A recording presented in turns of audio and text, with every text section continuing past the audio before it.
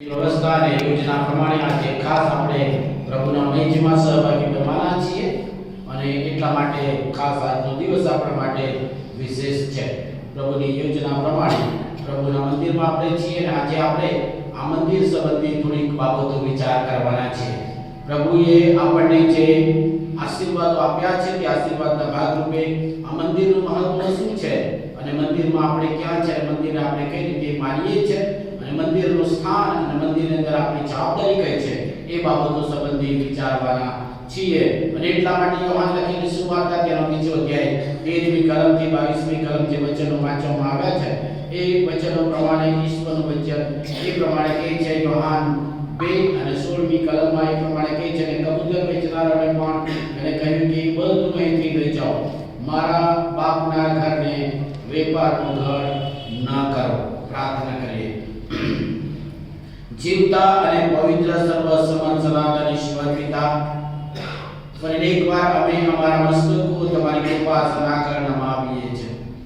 જે વચનો આજે વાંચવામાં આવ્યા છે એ વચનો દ્વારા તમે અમારી સાથે વાત કરો, વચનનો ખુલાસો અમને આપો અને પિતા અમારા માટે રાખી મૂકેલો આશીર્વાદ તમે અમારા પર મોકલી આપો.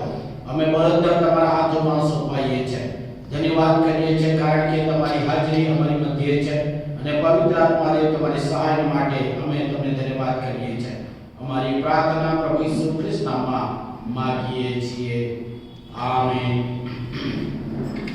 ઈશ્વરનો આભાર માનીએ છીએ પ્રભુની દયામાં ડિસેમ્બર માસનો જે ઠંડક આપણે અનુભવી ના શક્યા ને એટલા માટે મને લાગે જાન્યુઆરીમાં ઠંડક અનુભવી શક્યા, પણ આજે સવારથી જરા ઠંડક ઓછી થઈ એટલે મને લાગે તમારા હાથ ખુલ્લા છે અને તમારી જમણે ડાબી ગમ જે કોઈ છે એમને જરા હાથ લાંબો કરીને સલામ લઈને કહો કે આજની સલામ પાઠવીએ આજુબાજુ અને ખાસ પ્રભુનો આભાર માનીએ. પ્રભુ ઈસુ ખ્રિસ્તના નામમાં આપ સૌનો ખાસ આવકાર કરતા આનંદ અનુભવીએ છીએ. પ્રભુ આપણે આ દિવસ આપ્યો છે, પ્રભુને ધન્યવાદ આપીએ છીએ અને પ્રભુને માન મહિમા અને ગૌરવ આપીએ છીએ.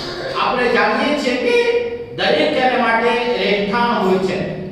ઈશ્વરે સૃષ્ટિનું સર્જન કર્યું ત્યારે પણ એ રેખાની વ્યવસ્થા કરી. દરેક પ્રાણી, પક્ષી, જીવજંતુ બધા માટે અને માણસના માટે પણ એદન બાગની અંદર વ્યવસ્થા કરી. ત્યાર પછી એ માણસ એ ઈશ્વરની સંગતિમાં રહેવાને બદલે પોતાની ઈચ્છા પ્રમાણે વર્તન કરવાથી એમને વાડીની બહાર મોકલે ત્યારે તેમને આપેલી પ્રેરણાના ધોરણો પ્રમાણે એક પછી એક વર્ષો વીતતા ગયા અને એમનું રહેઠાણની એ વ્યવસ્થા કરતો ગયો અને આજે એ મલ્ટી સ્ટોરી બિલ્ડિંગમાં પણ માણસો રહે છે. માણસોના માટે નહીં પણ દરેકના માટે જુદું જુદું રહેઠાણ છે અને દરેકના રહેઠાણની વ્યવસ્થા પ્રભુ તેમને એ રીતે આપે છે અને તે જ પ્રમાણે પરમેશ્વરનું પણ રહેઠાણ છે. પરમેશ્વર ઈશ્વરનું રહેઠાણ ક્યાં છે? તો આપણે કહીએ છીએ કે ઈશ્વર ક્યાં રહે છે? આકાશમાં, સ્વર્ગમાં. પણ પ્રભુનું વચન એમ પણ કહે છે કે જે કોઈ પ્રભુ ઈસુ ખ્રિસ્તને સ્વીકારે છે અને પ્રભુને પોતાનું જીવન, પોતાનું હૃદય આપે છે તેના હૃદયમાં પ્રભુનું રહેઠાણ છે. અને એટલા માટે પહેલો કોરિન્થીયર પત્ર તેનો 3જો અધ્યાય 16 અને 17મી કલમમાં એ પ્રમાણે કહે છે કે તમારું શરીર એ દેવનું મંદિર છે, દેવના આત્માનું મંદિર છે અને તેમાં દેવનો આત્મા વાસો કરે છે. એ શું તમે નથી જાણતા? એટલે કે આપણું શરીર એ દેવનું મંદિર છે, દેવનું રહેઠાણ છે. યોહાન એટલા માટે એ બહુ સ્પષ્ટતાથી લખે છે કે સંબોધક પવિત્ર આત્મા તમારામાં વાસો કરશે. ઇનડ્વેલિંગ ઓફ ધ હોલી સ્પિરિટ. પવિત્ર આત્માનો વાસો એ જ્યાં કરે છે તે તેનું ઘર છે, તેનું રહેઠાણ છે. અને એટલા માટે ઈશ્વર ક્યાં રહેઠાણ કરી શકે?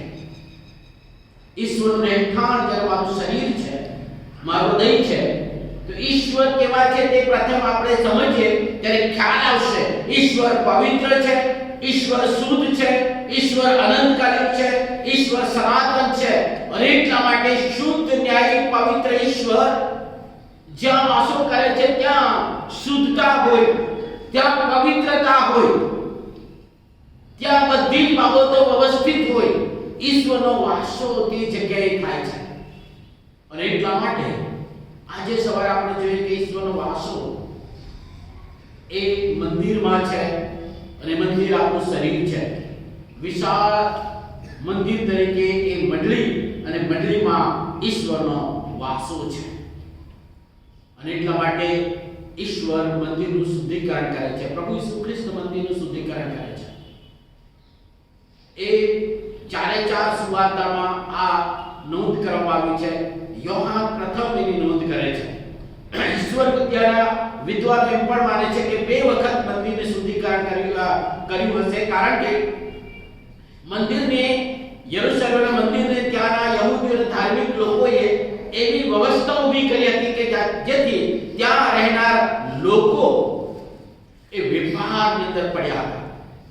જે વિદેશી એટલે કે બહારના દેશના બિન યહૂદીઓ પ્રાર્થના કરવા આવવા જોઈએ, એ જગ્યા જે પ્રાર્થના કરવાનું જે સ્થળ હતું એ જગ્યાએ એ યહૂદીઓને ત્યાં આસપાસના લોકો રહેતા હતા, તે લોકો વેપાર ધંધો ચાલુ કર્યો હતો. કારણ કે યરૂશલેમના મંદિરમાં જે દાન નાખવાનું હતું તે દાન ના ચોક્કસ ચલણ હતું, ચોક્કસ સિક્કા હતા, ચોક્કસ એ જ પ્રકારનું દાન નાખવાનું, બીજું ના ચાલે. ખજાનચી અને પાસ્ટોરેટ કમિટીના સભ્યો દાન કરતી વખતે ઘણી વખત કઈ બોલે. શું બોલે? જે નોટ ફાટેલી આવે, તૂટેલી આવે, જૂની આવે, અને મને કહે સાહેબ આવું છે. મંદિરમાં કેવું છે, કેવું નાણું ચાલે, આપણે કેવું દાન નાખીએ છીએ. આપણે એમ સમજીએ છીએ પ્રભુ સર્વશક્તિમાન છે, બીજી કોઈ જગ્યાએ નોટ નહીં ચાલે તો દેવળમાં પ્રભુ ચલાવે. આ છે આપણી માન્યતા, આપણો વિશ્વાસ. તે વખતે એવું નાણું ના ચાલે, એટલા માટે એ ત્યાં જે નાણાં છૂટા આપનાર હતા એ લોકો જેમ કે જે કોઈ 100 રૂપિયા લે તો તેને 90 રૂપિયા આપે, 10 રૂપિયાનું કમિશન હોય કે નહીં, અને એ પ્રમાણે તે સિક્કા ચાલે, બીજા મંદિરમાં ના ચાલે. વાલો, આજે હું ને તમે જ્યારે પ્રભુને અર્પણ કરીએ છીએ ત્યારે કેવા નાણાં મૂકીએ છીએ, આપણો વિશ્વાસ અને આપણા મંદિરને શું માની બેઠા છીએ. હું તમને બધાને કહેતો નથી, ઘણી વખત એટલા માટે હું નથી કહેતો કારણ કે જે નાખનારા છે તેઓ કદાચ ઘણી વખત નહીં સાંભળે. જે બિચારા નહીં નાખનારા તમારે આપણે બધા સાંભળવું પડે. અને એટલા માટે મંદિરમાં કેવું નામ ચાલે, ત્યાં કેવું બધા નાણાવટીઓ હતા. તેની સાથે અર્પણ કરવા માટે જે લોકો દૂર દૂરથી સારામાં સારું અર્પણ લાવે, જનાવર કે કંઈ પણ ત્યાંના લોકો કે નહીં આ તો નહીં ચાલે, યાજક આ ન સ્વીકારે, આ અમને આપી દો, એના બદલામાં અમને થોડું બધું પૈસા પણ આપો, અને આ જે આપીશું તે જ અર્પણ ચાલશે. એટલે એવો વેપાર ધંધાની અંદર હતા. અને પછી જે ખરીદેલું જાનવર છે તે ફરી પાછા તેમાં રિપ્લેસ કરીને વેચવાનું. એટલે કે મંદિરને વેપારનું સ્થળ બનાવી દીધું. આજે આપણા મંદિરને આપણે કેવું સ્થળ માનીએ છીએ, શું માનીએ છીએ, એ બાબત યાદ કરાવવા માટે પ્રભુનું વચન આપણને કહે છે, યહોવાની દરેક વસ્તુ પવિત્ર છે, અને એને જે કોઈ વટાળે છે, એને જે કોઈ બગાડ કરે છે તેને અલગ કરવામાં આવતું હતું. ઇસ્રાએલ પ્રજાની અંદર એ બાબત સ્પષ્ટ હતી. લેવીનું પુસ્તક 19 અધ્યાય 8મી કલમમાં જે કોઈ ઈશ્વરની પવિત્ર વસ્તુનો બગાડ કરે છે, પવિત્ર વસ્તુનો મિસયુઝ કરે છે, પવિત્ર વસ્તુને વ્યર્થતામાં નાખે છે, તેઓને અલગ કરવામાં આવે, કારણ કે તે ઈશ્વરની આગળ માન્ય નથી. મંદિરની અંદર દરેક અર્પણ થયેલી વસ્તુઓ એ પ્રભુના માટે, પ્રભુની સેવાને અર્થે, તે પછી પંખા હોય, લાઈટ હોય, ટેબલ હોય, ખુરશી હોય, બાકડા હોય, કંઈ પણ દાનની થેલી હોય, વાચિત્ર હોય, બધી બાબતો પ્રાર્થના સાથે પવિત્ર સેવાને માટે અર્પણ કરેલી છે. આપણી પાસે કોઈ બાઇબલ છે, કદાચ કઈ ગીતની પુસ્તિકા છે, કંઈ પણ બાબત એ ઈશ્વરને સેવાને માટે ઉપયોગ કરવા માટેની પવિત્ર વસ્તુઓ છે. એટલા માટે ઈશ્વરનું વચન કહે છે કે પવિત્ર વસ્તુઓને ન બટાડો, રખીને તમે માર્યા જાઓ. ગણનાનું પુસ્તક અને તેની 18મો અધ્યાય અને 32મી કલમમાં કહે છે એ પવિત્ર વસ્તુનો મિસયુઝ ના કરાય. ઈશ્વરના મંદિરમાં અર્પણ કરેલી જે વસ્તુ છે તેનો મિસયુઝ ના કરાય. અને ત્યાં પ્રભુ ઈસુ ખ્રિસ્ત એટલા માટે એને બહાર કાઢે છે. પ્રભુ આપણને એ રીતે બહાર નહીં કાઢે, પણ એ દ્વારા ઈશ્વર આની શિક્ષા આપણા પર લાવે છે. અને એટલા માટે પાઉલ પ્રેરિત એ કોરિન્થ મંડળીના લોકોને એક પ્રમાણે કહે છે કે શું તમે દેવની મંડળીને ધિક્કારો છો? કારણ કે મંડળીની સ્થાપના એ પ્રભુ ઈસુ ખ્રિસ્તે કરી છે અને કોરિન્થ મંડળીના લોકો એ મંદિરને એટલે કે ત્યાં મંદિરમાં જે વેદીની પાસે પ્રભુ મંદિરની અંદર પ્રભુ વચન હતું તેનો મિસયુઝ કરતા હતા. એટલે પાઉલ પ્રેરિતે કહેવું પડ્યું કે જે કોઈ એ મેજમાં સહભાગી બનવા આવે છે અને તેની સાથે પ્રેમ ભોજનમાં જમે છે તેઓ બીજાઓની રાહ જોઈ બીજાઓને પણ એ પ્રમાણે વ્યવસ્થામાં આપે અને કદાચ કોઈ એવું હોય તો તે ઘરે જઈને જમે, પરંતુ મંદિરની વસ્તુને અર્પણને અને મંદિરના સમયને મિસયુઝ ના કરવા. કારણ આ મંડળી પ્રભુએ સ્થાપી છે, પ્રભુએ બાંધી છે. પિત્તરને કહે છે કે તું પિત્તર ખડક છે અને તારા પર એટલે કે તારા વિશ્વાસ પર હું મારી મંડળી બાંધીશ. અને આ મંડળી એ પ્રભુએ બાંધી છે. અને એટલા માટે આપણે જે પ્રમાણે વાંચીએ છીએ કે આપણું શરીર એ દેવનું મંદિર છે અને એ જો દેવનું મંદિર છે તો આપણા શરીરને પવિત્ર અને શુદ્ધ રાખવાની જરૂર છે. જો આપણું શરીરની અંદર પવિત્ર અને શુદ્ધતા નથી તો ઈશ્વર ત્યાં વાસો ના કરી શકે. મેં શરૂઆતમાં જ કહ્યું કે દરેકના માટે રહેઠાણ છે. જો ઈશ્વર આપણા શરીરરૂપી મંદિરમાં વાસો ના કરે તો કોઈ બીજો આત્મા વાસો કરે, અને તે કયો આત્મા તે બધાએ તપાસ કરવાની રહેશે. ઈશ્વરનું વચન આપણને એ પ્રમાણે ખાતરી કરાવે છે. આ મંદિર છે અને ત્યાં ઈશ્વરનો વાસો છે. અને એટલા માટે આપણે પ્રભુ મંદિર એટલે કે આ દેવોર બિલ્ડિંગ છે પણ ઈશ્વરનું મંદિર છે કે જ્યાં આપણે આવીને પ્રાર્થના કરીએ છીએ. આ મંદિરનો ખૂણાનો મુખ્ય પથ્થર એટલે કે પાયો એ પ્રભુ ઈસુ ખ્રિસ્ત છે. તેનું શિર પ્રભુ ઈસુ ખ્રિસ્ત છે. આપણે બધા એના અવયવો છીએ. દરેકને જુદા જુદા તાલંતોને જુદી જુદી શક્તિ અને જુદી જુદી આવડત આપીને આપણને વિશ્વાસથી ઈસુ ખ્રિસ્તના રક્તના સામર્થ્યમાં આપણને જોડ્યા છે અને આપણને આ શરીરની મંડળીમાં એ જીવંત આત્મિક શરીરમાં જોડ્યા છે. એ મંદિરમાં આપણે સામેલ છે. પ્રભુ ઈસુ ખ્રિસ્તે એ મંદિરને એક કન્યા તરીકે પણ કહે છે. મંડળી મંદિર એ ખ્રિસ્તી કન્યા છે. જે વર એક કન્યાને લેવા આવે છે અને કન્યા વરને મળવા માટે તૈયાર થઈને રહે છે, તેમ એ મંડળી એટલે કે કન્યા એ તૈયાર થવી જોઈએ. અને તૈયારીના ભાગરૂપે આપણે વ્યક્તિગત ઇન્ડિવિડ્યુઅલ આપણી પોતાની ફરજ છે. કારણ કે પ્રગટીકરણ પુસ્તક અને તેનો 19 7મી કલમ પ્રમાણે એ વર એટલે કે ખ્રિસ્ત કન્યાને મંડળીને વિશ્વાસીઓને લેવા આવશે. જેનું શરીર એ દેવનું મંદિર છે તેઓ આ વરને મળવા જશે. બાકીના માટે દરવાજો બંધ કરવામાં આવશે. અને એટલા માટે વહાલાઓ આપણે બહુ જ અગત્યના શરીરમાં જીવંત શરીરમાં જોડાયા છીએ. અને આ કન્યા જ્યારે તૈયાર થાય છે એનો અર્થ એ છે કે કન્યા વૃદ્ધિ પામે છે અને એક તૈયાર થયેલી કન્યાને જ્યારે વર લેવા આવશે. વહાલાઓ એટલા માટે આ પૃથ્વી પર આ મંડળીનો ચોક્કસ હેતુ છે. ઈશ્વરે ચોક્કસ હેતુસર આ મંડળીને મૂકી છે. એટલા માટે પિત્તરને કહ્યું કે હું તારા પર મંડળી બાંધીશ અને હાદેસનું સત્તાનું જોર તેની સામે ચાલશે.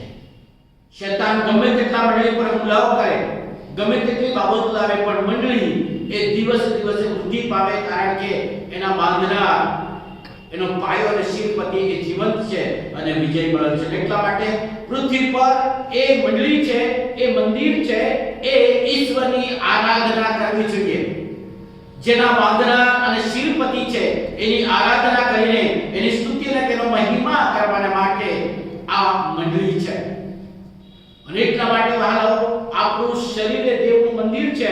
અને એટલા માટે આપણા જીવનનો, આપણા વર્તન, આપણો વ્યવહાર, આપણો બોલવાના દ્વારા સામેની વ્યક્તિ અને જગતના લોકો આપણામાં કોણ છે તે ઓળખ પામવું જોઈએ.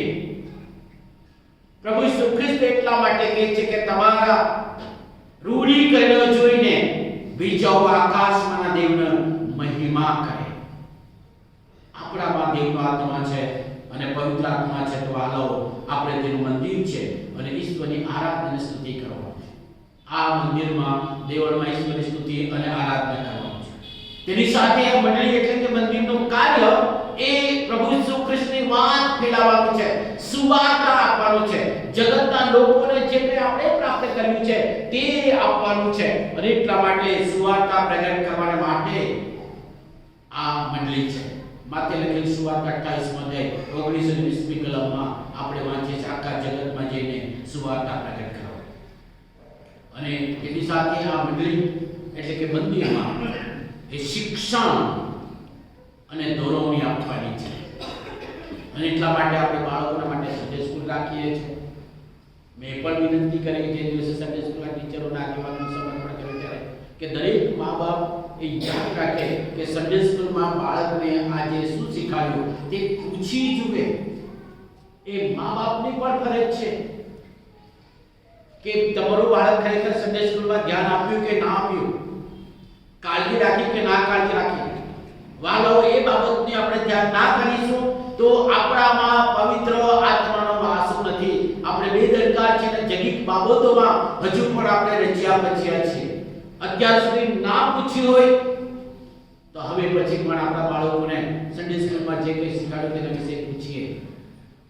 સન્ડે સ્કૂલના બાળકોને શિક્ષણ આપવાનું, યુથ ફેલોશિપ જુવાનોને દોરવણી આપવાનું, વડીલો અને વહાલાઓની સંગતિના માટે, પ્રાર્થના કરવા માટે, આરાધના કરવા માટે, શિક્ષણ આપવા માટે, દોરવણી આપવાને માટેનું આ સ્થળ. કારણ કે પવિત્ર આત્માની હાજરી પ્રભુ ઈસુ ખ્રિસ્તનું ઘર ની અંદર આ શિક્ષણ આપવાનું, દોરવણી આપવાને માટે છે. એફેસના પત્ર 4 અધ્યાય 11-15 કલમ પ્રમાણે. અને મંડળી એટલે કે ચર્ચ એ મંદિર સતત પ્રભુ ઈસુ ખ્રિસ્તના નામની સાક્ષી આપે.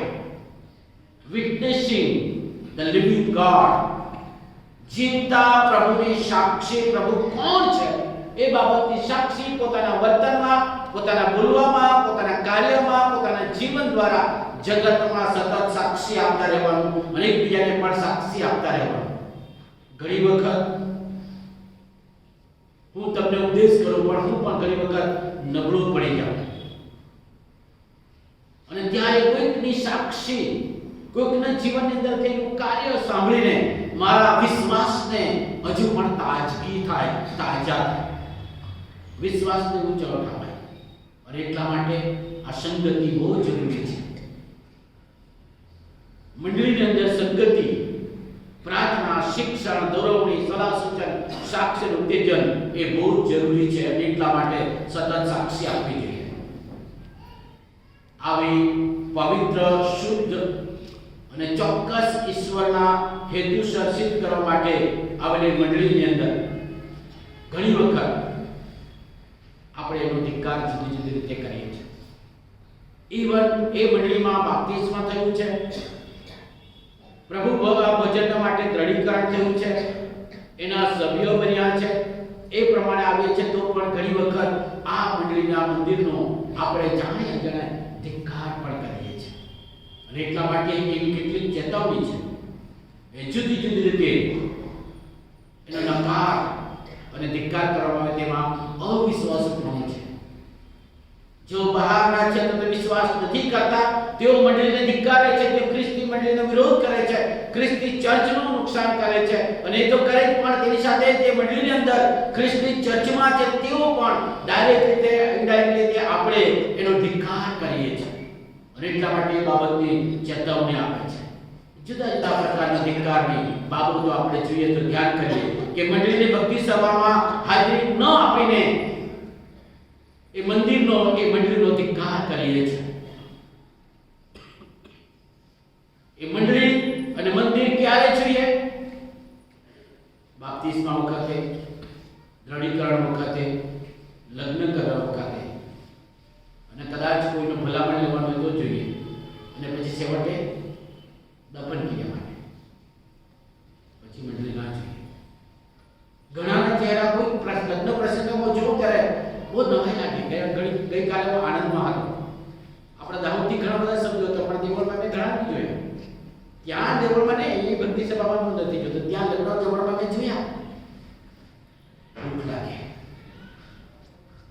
મેં કેવું મોટા મોટા લોકો બધા આવ્યા છે, પણ ત્યાં લગ્ન વખત નહીં હતા. અમારે કેવું પડ્યું અહીંયા પણ નહીં આવે. એ રીતે વાલાઓ આપણે મંડળી જીવન શરીરને ધિક્કાર કરીએ છીએ. વાલાઓ બીજાઓને દેવળમાં આવવા માટે પાળક સાહેબ, પાસ્ટોરેટ કમિટી બધા ઉત્તેજન આપે છે. પાસ્ટોરેટ કમિટી તો દર મહિનામાં એક વખત તો દરેકના ઘરે જાય. દેવળમાં નહીં આવે તો દાન લેવા તો જવું પડે ને. એટલે એ લોકો એ માને કે અમે દાન આપીએ છીએ એટલે મંડળીના સભ્ય છીએ. બધો રાઈટ અને હક અને અધિકાર આપણને મળ્યો છે. વાલાઓ એ રીતે મંડળીનો ઉપયોગ ના કરાય, મંડળીનો અધિકાર છે. ઘણી વખત અને અત્યારે આવશે 11મી તારીખથી હું જાહેરાત ચાલુ કરીશ શેની પાસ્ટોરેટ કમિટીના સભ્યો માટે. ઘણી વખત આપણે કોઈ જવાબદારી સેવા કરવા માટે જવાબદારી મંડળીમાં ના નહીં થાય, પણ એ દ્વારા પણ આપણે ખ્રિસ્તના શરીરનો નકાર કરીએ છીએ. એ જવાબદારી ન સ્વીકારીને આપણા બાળકોનું સમર્પણ કરવાનું કે બાપ્તિસ્મ માટે આપણે મંડળીમાં લાવીએ છીએ. પણ ઘણા બાળકો સન્ડે સ્કૂલમાં આવતા જ નથી. સન્ડે સ્કૂલમાં નહીં લાવવાનું, બાપ્તિસ્મ અને કંઈક લગ્ન સંસ્કાર માટે એ લગ્ન વિધિ માટે આપણે બાળકોને લાવીએ. વાલા વિધિ પણ આપણે મંડળીનો ધિક્કાર કરીએ છીએ. એટલા માટે મેં કહું કે સન્ડે સ્કૂલમાં દરેક બાળક 12મા ધોરણ સુધી ભણતું બાળક સન્ડે સ્કૂલમાં આવવા જોઈએ. 12મા પછી દરેક યુથ ફેલોશિપમાં સંગતિમાં હોવા જ જોઈએ. જો કે માફ કરજો, મિડલ એજ માટે કોઈ ગ્રુપ નથી. દક્ષિણ ગુજરાતમાં ભાતૃ મંડળ ચાલે છે મિડલ એજ વાળા માટે. મહિલા મંડળ ચાલે એટલે મહિલા મંડળ તો તેમાં જાય, પણ ભાઈઓ કઈ મંડળ બને. મને એવું કંઈક હોવું જોઈએ કે જે સંગતિ છે એ સંગતિમાં આપણે ચાલીએ. પછી તો સિનિયરનો ભાગ આવી જાય, સિનિયર સિટીઝન. સિનિયર સિટીઝનમાં પણ કેટલાક વહાલાઓ નથી આવતા. વહાલાઓ સિનિયર સિટીઝન એક્ટિવ છે એમાં પણ આવો, કારણ કે મંડળીના જીવંત શરીરના ભાગ છીએ આપણે. અને જો ના ભાગીદાર બનીએ તો એ મંડળીનો એ જીવંત શરીરનો આપણે નકાર કરીએ છીએ એવું થાય. આપણા જીવન અને લગ્ન માટે આપણે લાવીએ છીએ, પરંતુ ઘરમાં કુટુંબિક પ્રાર્થનામાં એ જીવનને આપણે બેસાડતા નથી અથવા તો એકમાં આપણે બેસતા નથી. એ રીતે આપણે મંડળીનો નકાર કરીએ છીએ. આપણા નામો મંડળીના દફતરમાં હોય એ જરૂરી છે, પરંતુ આપણું જીવન અવિશ્વાસુ જેવું જીવન જીવીએ છીએ.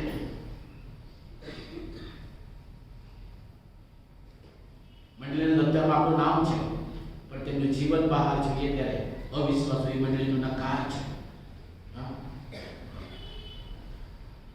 વર્ષમાં કે મહિનામાં એવી રીતે પ્રભુ ભોજનની વ્યવસ્થામાં આપણે ભાગ લઈએ છીએ, પરંતુ આપણા આત્મિક શરીરને નુકસાન થાય એવું આપણે જીવન જીવીએ છીએ. વહાલાઓ જે પ્રભુની મેજમાં સહભાગી બને છે, પ્રભુના શરીરમાં જીવન શરીરમાં જોડાય છે, એટલે આપણું શરીર, આપણું જીવન એ પણ આત્મિક રીતે પ્રભુનો વાસો કરનાર હોવું જોઈએ. નાતાલ અને ઈસ્ટર જેવા તહેવારોમાં આપણે આનંદ માણીએ. નાતાલ અને ઈસ્ટર શું છે તે બહુ બરાબર રીતે જાણીએ છીએ, પણ ખ્રિસ્તી વિશ્વાસના બીજા જે મૂલ્યો છે, બીજું જે શિક્ષણ છે તેના વિશે ઘણી વખત આપણે અજાણ છીએ. મંડળીનું જે મૂલ્ય છે, મંડળીનું જે સ્થાન છે, મંડળીની જે પવિત્રતા છે, મંડળીનું જે આશીર્વાદ છે તે આપણે ચૂકી જઈએ છીએ. ઘણી વખત એક બને મરેલાને દાટવા માટે આપણે લઈ જઈએ, પણ આપણું મરણ થાય તેની તૈયાર આપણે કંઈક કરતા નથી. એ પ્રત્યે આપણે દરકાર હોઈએ છીએ. એ પ્રમાણે આપણે મંડળીનો નકાર કરીએ છીએ. પાળક સાહેબ બોલ્યા જ કરે. પાળક સાહેબે પણ ત્યાં જવાનું છે. આપણી તૈયારી શું છે? કેટલા વર્ષ સુધી આપણે પૃથ્વી પર છીએ અને શું પ્રભુને મળવા માટે મારી તૈયારી છે? ઘણી વખત આપણે મંડળીને ધંધાકીય, સામાજિક ક્લબ, આનંદ પ્રમોદ કરવાનું સ્થળ, લગ્ન જેવા પ્રસંગોમાં એવું સમજીને આપણે આવીએ છીએ. અને એટલા માટે મેં કહ્યું, લગ્ન પ્રસંગમાં કોઈ કુટુંબ તરફથી જમણવાર હોય, કોઈ કુટુંબ તરફથી સેલિબ્રેશન હોય ત્યારે આવવાનું, બાકીના દિવસોમાં દેવળમાં દેખાવાનું નહીં. હું કોઈને વળતો નથી, પણ આ ગંભીર બાબત કહેવા માટે મને પ્રભુ ફરજ પાડે છે. આપણે દરેક પ્રસંગોમાં આવીએ પણ આરાધના કરવા, શિક્ષણ લેવા, ધોરણોની માર્ગદર્શન લેવા, ઈશ્વરનું સામર્થ્ય અને જીવન શરીર શરીરના અંદર આપણે જીવંત અવયવ છે તે બાબતોને માટે આપણે બેદરકાર છીએ છીએ અને એવી રીતે મંડળીનો નકાર થાય. ઘણી વખત વાળો દેવળમાં બેસીએ છીએ પણ પ્રભુનું વચન સાંભળવા માટે આપણે બેદરકાર છે. આપણું અંતર કઈને કઈ ફર્યા કરતું હોય. આપણે કોઈની સાથે દેવળ પછી કોઈ પ્રભુ સાથે તે કે કેવી રીતે વાત કરીશું, શું કરીશું, કેમ છે તે વિચાર કરીએ. આપણે બે ધ્યાનથી દેવળમાં બેસીએ છીએ, બેદરકારથી. ઘણી વખત દેવળમાં વાતો કર્યા કરીએ છીએ, પ્રાર્થના વખતે આંખો ખુલ્લી રાખીએ છીએ, પ્રાર્થના વખતે આપણે ઉઠીને જતા રહીએ છીએ. This is the serious matter. આપણે મંડળીનો ખ્રિસ્તનો નકાર કરીએ છીએ. વાહ, એ રીતે પ્રભુનો નકાર કરીએ છીએ. Too much. પ્રભુ આપે ત્યારે મને પ્રોસેસ કરીશ અને એટલા માટે વાલાઓ મંડળીનો નકાર ના કરી શકાય. ઘણી વખત સિદ્ધાંતિક શિક્ષણ સંબંધી આપણે ગેરસમજ કરીએ છીએ. બીજા લોકો જે પ્રમાણે દોરાવે છે તે પ્રમાણે આપણે દોરીને મંડળીનો નકાર કરીએ છીએ. ઘણી વખત ખરાબ સંગતિ ની અંદર આપણે રહીએ છીએ અને એ રીતે મંડળીનો નકાર કરીએ છીએ. એટલા માટે મેં કહું છું આ વખતે આપણે ગંભીરતા લઈએ. બહાર બેસનારા પણ બરાબર સાંભળે. બહાર બેસીને કોઈ મોબાઈલમાં કે વાતચીત કે બહારની વાતચીત ના કરે, નહીં તો કેમ્પસમાં નહીં આવો.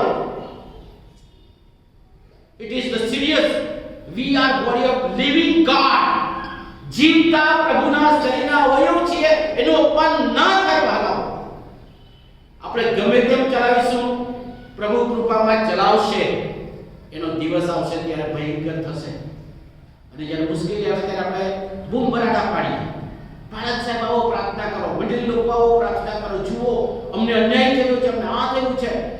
પણ જ્યારે પ્રભુ તાક આપે છે, કૃપામાં આપે છે, ત્યારે આપણે કેવા રહીએ છીએ? મંડળી પવિત્ર છે, જીવંત છે, વૃદ્ધિ પામતી છે, એનું અપમાન કોઈ પણ રીતે ના થાય. બહાર બેસનારા પણ ગંભીરતા રાખે. અંદર ઘણા બધા બાકડામાં ખાલી જગ્યા છે, આવો બેસો, તમને કોઈ ના પડે. પણ બહાર બેસનારા પણ બહારની બાબતોમાં શેતાન દોરી જાય છે અને મંડળીનું અપમાન થાય છે. મંડળીમાં અયોગ્ય દાન આપીને આપણે અપમાન કરીએ છીએ. જે પ્રભુનું છે, પ્રભુને આપવું જોઈએ, એના બદલે તેને આપણે ગમે તે રીતે કરીને જેટલું આવે તેટલું આપી દેવાનું. હું એ બે તો નથી ફાટેલી રોટ દેવું. આપણે અયોગ્ય દાન આપીએ છીએ. જે પ્રભુનું છે તે પ્રભુને બદલે આપો. મસ્કરી ના કરાય, મજાક ના કરાય. પ્રભુનું તે પ્રભુનું છે. પ્રભુનું વચન કહે કે પૃથ્વી અને તેનું સર્વસ્વ યહોવાનું છે. આપણને કારભારીઓ તરીકે આપણને આશીર્વાદ સ્વરૂપમાં કેપેસિટી પ્રમાણે આપણને આપેલું છે. યાદ રાખે, 10 અંશો પૂર્યા બરાબર ડારમાં લાવો. જીવન શરીરની મસ્કરી ના કરાય. બાકીની સેવા કરવા માટે પ્રભુ આપણને ભરપૂર આશીર્વાદ આપશે. અયોગ્ય દાન આપણે આપીને મંડળીનો નકાર કરીએ છીએ. ઘણી વખત આપણા જે તાલંતો છે તેનો ઉપયોગ આપણે કરતા નથી મંડળીમાં. આપણે બહાર ખેંચાઈને રહી છે. આપણને મજાક મસ્કરી લાગે છે એટલા માટે તાલંતોનો ઉપયોગ આપણે કરતા નથી. આપણે ખ્રિસ્તી હોવાને લીધે મંડળીથી આપણે અલિપ્ત રહીએ છીએ. ઘણી વખત એમ આપણે કહે કે આ મંડળીમાં તો પવિત્ર આત્મા નથી, આ મંડળીમાં તો બરાબર ચાલતું નથી, આ મંડળીમાં તો બધા એમ જ કરે છે, લોકોનું જીવન ગમે તેવું છે અને એટલા માટે મંડળી નકાર કરીને બીજી જગ્યાએ કે પછી દેવળમાં જ નહીં આવે. અમે કેમ નહીં આવે? કારણ કે મંડળીમાં તો બધું ચાલ્યા એટલે પોતાની જાતને દેવ જેવું સમાન પવિત્ર સમજે. વાલાઓ, મંડળી સંપૂર્ણ નથી આ પૃથ્વી પર, પણ આ પ્રભુનું શરીર છે, ખ્રિસ્તનું શરીર છે. એને પવિત્ર કરવા માટે ઈસુ ખ્રિસ્તે જીવ આપ્યો છે. એનો નકાર એનાથી અલિપ્ત ના થાય. ઘણા સેવકોની સાથે વાત થાય, ઘણા લોકો હજુ પણ પૂછે તમે પવિત્ર આત્મા પામ્યા છો? બાળક છે છતાંય, કારણ કે એક્સપિરિયન્સ ના હોય. પછી એમને બિબ્લિકલ શિક્ષણ આપવું પડે, પ્રભુનું વચન એમને કહેવું પડે. પવિત્ર આત્માનો ભરપૂર એટલે શું? અને એટલા માટે વાલા કોઈ પણ મંડળીનો નકાર આપણે ના કરી શકીએ, કારણ કે એના માટે ઈસુ ખ્રિસ્તે શરીર માટે જીવ આપ્યો છે. આપણે પવિત્ર નથી, પણ પ્રભુ પવિત્ર છે. અને જો પ્રભુ પવિત્ર છે તો તે આપણને તેના આત્માથી પવિત્ર કરે છે. એટલા માટે મંડળીનો નકાર એવી રીતે કોઈ પણ રીતે ના કરીએ. મંડળીમાં ઘણી વખત દાખલ નહીં થઈ. ઘણા લોકો મંડળીથી અનેક રહેવા માંગે છે, મંડળીના શરીરમાં સંપૂર્ણતામાં દાખલ થવા ના માંગે. થોડા સમય બસ ચાલે એટલા બસ, જ્યાદા નહીં. વાલાઓ એ પણ મંડળીનો નકાર છે. સંપૂર્ણતામાં ખ્રિસ્તના શરીરમાં સામેલ થાવ અને બીજાઓને પણ સામેલ કરવા માટે આપણે ઉત્તેજન આપીએ બહુ જરૂરી છે. કારણ કે ઈશ્વરની દ્રષ્ટિમાં આ શરીર બહુ જ કિંમતી છે અને પ્રભુ ઈસુ ખ્રિસ્તની વિશ્વાસને મંડળીને લેવા માટે આવશે. પાઉલ પ્રેરિત એટલા માટે કહે છે કે અત્યારે તો દર્પણમાં જાગવું દેખાય છે. એટલે કે મંડળી સંપૂર્ણ નથી. આ પૃથ્વી પર એક ખ્રિસ્તી મંડળી છે, એ સંપૂર્ણ નથી. એમાં કંઈક ને કંઈક નબળાઈ હશે, પણ એને સંપૂર્ણતા તરફ દોરી જવા માટે પવિત્ર આત્મા સતત કાર્ય કરે છે. આપણને તેની કાર્યવાહી જવાબદારી સોંપી છે. આપણે તેમાં કાર્ય કરીને પ્રભુના મહિમાને માટે ઉપયોગી બનવાનું છે અને પવિત્રતાના ધોરણે આપણે દિન પ્રતિદિન એક પગથિયા, એક સ્ટેપ ઉપર ચડવાનું છે કે જેથી ઈશ્વર એને કેટલી મૂલ્યવાન સમજે છે તે આપણે જોઈ શકીએ છીએ. પુનર્નિર્માણ પુસ્તક તેના 32માં અધ્યાય 10મી કલમમાં કહે છે કે ઈશ્વર એ પોતાની આંખની કીકીની પેઠે એને રક્ષણ કરવાનું વચન આપ્યું છે. Apple of the eye, I will protect my church. ઈશ્વર આંખની કીકીની પેઠે રક્ષણ કરવાનું વચન આપે છે. આંખની કીકીની અંદર કંઈક લાગી જાય તો શું થાય? આપણે હાથ ઊંચા કરી તેના પર તો પાપડ મેલે બંધ થઈ જાય. આંખની કીકીની પેઠે રક્ષણ કરવાનું આ મંડળીને વચન પ્રભુ ઈસુ ખ્રિસ્તે આપ્યું છે. યશાયા પ્રવચનનું પુસ્તક 62મો અધ્યાયને 3જી કલમમાં કહે છે કે યહોવાના હાથમાં આપણે શોભાયમાન છે, કિંમતી મુગટને જેમ એના હાથમાં છીએ. એટલે કે આપણે મૂલ્યવાન છીએ. વહાલાઓ, આપણે પ્રભુની દ્રષ્ટિમાં તેના હાથમાં છીએ અને આપણે મૂલ્યવાન છીએ, કિંમતી છે. જગતની કિંમતી બાબતો કરતા પણ ઈશ્વરે આપણને વધુ કિંમતી ગણ્યા છે. એટલા માટે તો તેમણે પોતાનું જાન આપ્યો છે, જીવ આપ્યો છે, સમર્પણ કર્યું છે, બધું જ આપી દીધું છે. અને એટલા માટે આ પવિત્ર મંડળીમાં આપણે જાગૃત રહીને જોડાયેલા રહેવાની જરૂર છે. પ્રભુ વચન આપે છે. જખારિયા પ્રવચનના પુસ્તકમાં 8મી કલમમાં કહે છે કે જે કોઈ તમને અટકે ને, તમારું નુકસાન કરે ને, પ્રભુ ઈસુ ખ્રિસ્તે કહે છે કે મારી આંખની કીકીની અટકે છે. જગતમાં આજે ઘણા બધા લોકો જુદી જુદી રીતે આંખની મંડળીને અટકે છે. વહાલાઓ, યાદ રાખીએ એનો બદલો પ્રભુ તે રીતે લે છે. પણ આપણે પ્રભુની દ્રષ્ટિમાં મૂલ્યવાન છે કારણ કે આપણે ખ્રિસ્તના શરીરના અવયવ છે. માલાકી પ્રવચનનું પુસ્તક 3:17મી કલમમાં કહે છે કે પ્રભુના આપણે ખાસ દ્રવ્ય છીએ, કિંમતી દ્રવ્ય, ધન આપણે છીએ. અને તેની સાથે સાથે એ ઈશ્વર પિતા તરીકે આપણા પર દયા કરશે. We are valuable in sight of God. प्रभु की दृष्टि में हम बहुत मूल्यवान हैं क्योंकि प्रभु चाहता है हम उसकी कलीसिया यानी उसके शरीर में जुड़े रहे. पवित्र आत्मा की वालों इस शरीर में આપણે ક્યાં છે યાદ રાખીએ. અને એટલા માટે પ્રેરિતોના કૃત્યોના લેખક બહુ સ્પષ્ટતાથી એ લખે છે. પ્રેરિતોના કૃત્યો 20મો અધ્યાય અને 28મી કલમ હું તમારા માટે આપણા માટે વાંચીશ. તમે પોતાના સંબંધી તથા જે ટોળા ઉપર પવિત્ર આત્માએ તમને અધ્યક્ષ નિમ્યા છે તે સર્વ સંબંધી સાવધાન રહો, જેથી દેવની જે મંડળી તેણે પોતાના લોહીથી ખરીદી તેનું તમે પાલન કરો. આપણને આગેવાની સોંપી છે અથવા આગેવાની નથી તો પણ આપણે આપણા બાળકોને આગળ પ્રભુના લોકો તરીકે નમૂના આપવા માટેની જવાબદારી આપણને સોંપી છે. જે મંડળીમાં આગેવાની આપે છે તેઓ આગેવાની તરીકે એ ખાસ ધ્યાન કરે, આપણને તેનું પાલન કરવા માટે, મંડળીનું જતન કરવા માટે મૂક્યા છે અને પ્રભુની ઈચ્છાની યોજના છે. અને એટલા માટે પાઉલ પ્રેરિત પવિત્ર આત્માથી એફેસી મંડળીના વિશ્વાસીઓને અને આપણને પણ આજે લાગુ પડે તેવું લખે છે. એફેસી પત્ર 5મો અધ્યાય અને 25મી કલમમાં ખ્રિસ્તે મંડળી પર કેવો પ્રેમ કર્યો, એણે પોતાની જાતનું સંપૂર્ણ સમર્પણ કર્યું, જીવ આપ્યો, એટલો પ્રેમ કર્યો. અને એ પ્રેમ કેવી રીતે રીતે કરવાનું તેનું ઉદાહરણ જગતમાં એ લગ્ન સંબંધને આપીને કહે છે, જેવો ખ્રિસ્તે મંડળી પર પ્રેમ કર્યો, પોતાનો સ્વાર્થ પણ કર્યો, બધું જ આપી દીધું, તેવું પતિ પત્નીને પ્રેમ કરે અને પત્ની પોતાના પતિને આધીન રહે. એટલે કે ખ્રિસ્તે મંડળી માટે બધું જ આપી દીધું. એટલો બધો પ્રેમ પ્રભુ આપણા પર કરે છે, એટલો બધો પ્રેમ ચાલુ રાખે છે. અને એટલા માટે આ જીવન શરીરનો નકાર આપણે ના કરીએ, એમાં આપણે બેદરકારીથી ના રહીએ, એને આપણે ગંભીરતાથી લઈએ. જે બાબતો આપણે મંડળીમાં કરવાનું છે તે પ્રમાણે ચાલીએ, એ સંબંધનું શિક્ષણ લઈએ. અને એટલા માટે આપણે બાઇબલ અભ્યાસ કરીએ છીએ, પ્રાર્થના કરીએ છીએ, સંગતોમાં ચાલે છે, વિસ્તાર પ્રમાણે પ્રાર્થના કરીએ છીએ, રવિવારની ભક્તિ સભા કરીએ છીએ, આપણે જુદી જુદી ઉજવણીઓ કરીએ છીએ. એ બધામાં કેન્દ્ર સ્થાને ખ્રિસ્તના શરીરની ઉન્નતિ થાય, કારણ કે ખ્રિસ્ત જીવે છે અને એટલા માટે મંડળી જીવિત છે. કોઈ કહી નહીં શકે મંડળી મરેલી છે. અને એક જીવંત શરીરના અવયવ તરીકે, જીવંત પથ્થરોમાં જીવંત પથ્થરો તરીકે આપણને જોયા છે. પ્રભુ મને ને તમને એ મંડળીની ગંભીરતા સ્વીકારીને એ પવિત્ર મંડળીમાં પવિત્ર લોક તરીકે આપણને જોયા છે, ત્યારે તે પ્રમાણે જીવન જીવીને સેવા કરવા અને પ્રભુનો વિશ્વાસ રહેવા પ્રભુ મને ને તમને સહાય કરે. પ્રાર્થના કરીએ. જીવંત અને મહાન પ્રભુ, તમારા ચરણોમાં અમે નમીએ છીએ. મંડળીના શિરપતિ તમે છો ને પાયો તમે છો.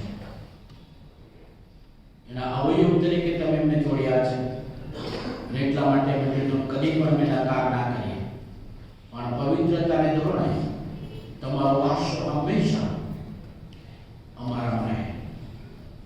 જેથી પિતા, અમે ઘણા બધા માટે તમારો પ્રેમ પ્રગટ કરનારા બની કૃપા થવા પવિત્ર આત્માથી અમને ભરી દો, કે જેથી જાણે અજાણે મંડળીમાં નકાર ના કરીએ, પણ તમે જે મૂલ્યવાન સમજો છો એ પવિત્રતાને ધોરણે જીવન જીવવા, મંડળીમાં સેવા કરવા અને મંડળીની અંદર તમારો મહિમા કરવા સહાય કરો.